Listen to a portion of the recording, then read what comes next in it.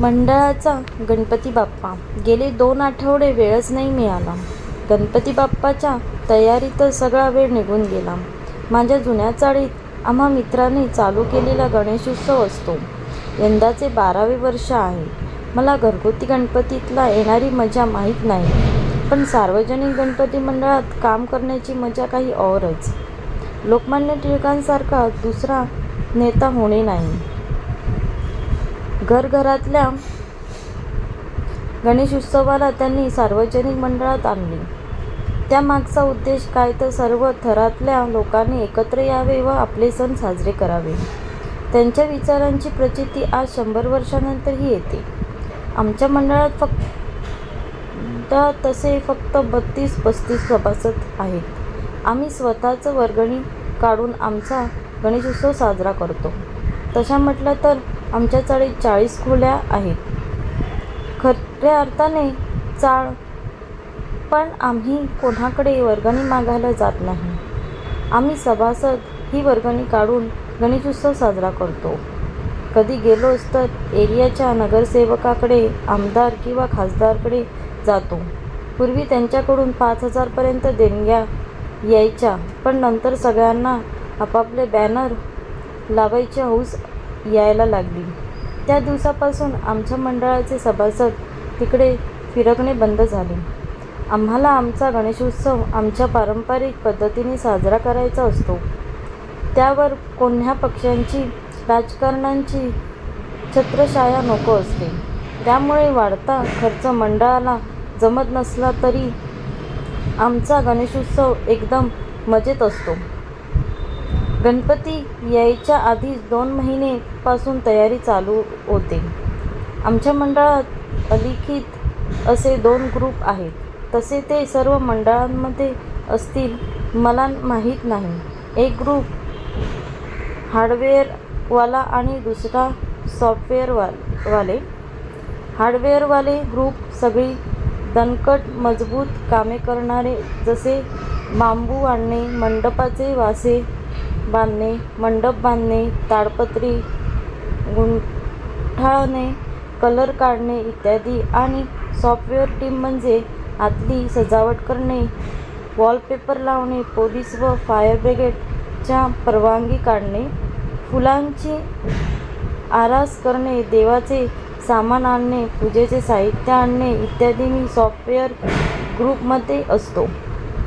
जरी दोन्ही ग्रुप वेगळे असतील तरी सर्व एकमेकांना मदत करतात. जेव्हा हार्डवेअरचे काम चालू असतात तेव्हा सॉफ्टवेअरवाले त्यांना मदत करतात आणि तसेच हार्डवेअरवाले सॉफ्टवेअरवाल्यांना. हार्डवेअरच्या ग्रुपमध्ये असा मोठा मुले असतात, तर सॉफ्टवेअरमध्ये वयाचे बंधन नसते. अगदी पहिलीपासूनची मुले असतात. ही लहान मुले जरी प्रत्यक्षात काम करत नसली तरी छोटी कामे करत असतात. जसे वॉलपेपरला खल लावणे, कागद कापून देणे इत्यादी. तो अगदी मनापासून काम करत असतो आणि आपापला वाट उचलत असतो. गणपती यायच्या आधी 2 आठवडे तर खूपच धामधुमीत जातात. शेवटचा आठवडा तर रात्री दररोज 1-2 वाजेपर्यंत जागायचे आणि सकाळी 6 वाजता उठून कामाला जायचे. दिवस निघून जातो, पण दुपार जेवल्यानंतर जी काही झोप अनावर होते ती जराही सहन होत नाही. मागसारखे उठायचे आणि पाणी तोंडावर मारायचे. 2 वेळा चहा पियायची, कशी बशी झोप घालवायची. रात्री परत जेवून कामाला जायचे. मित्रांना शिव्या घालत, गर्लफ्रेंडच्या नावाने चिडवत, मोबाईलवर गाणी ऐकत कामे उरकायची. मध्ये मध्ये गणपतीची मूर्ती तयार झाली की नाही ते बघून चक्कर टाकून यायची. गणपतीच्या आदल्या रात्री तर पूर्ण जागरणच होते. बाप्पाचे आगमन झाले की बाकीची सजावट करायची आणि जे झोपून घ्यायचे ते चतुर्थीच्या दुपारीच उठायचे.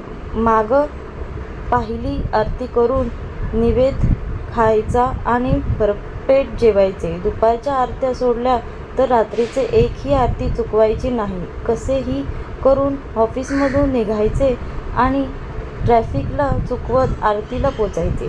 आमचा गणपती 5 ते 6 दिवस असतो. गौरी गणपतीबरोबर त्यांचे विसर्जन होते.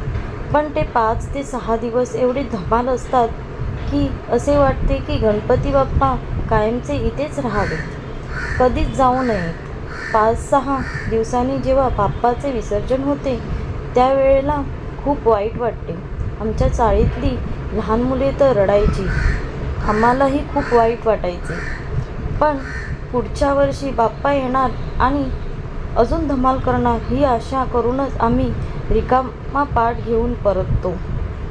गणपती बाप्पा मोरया. पुढल्या वर्षी लवकर या. गणपती गेले गावाला, चैन पडेना आम्हाला.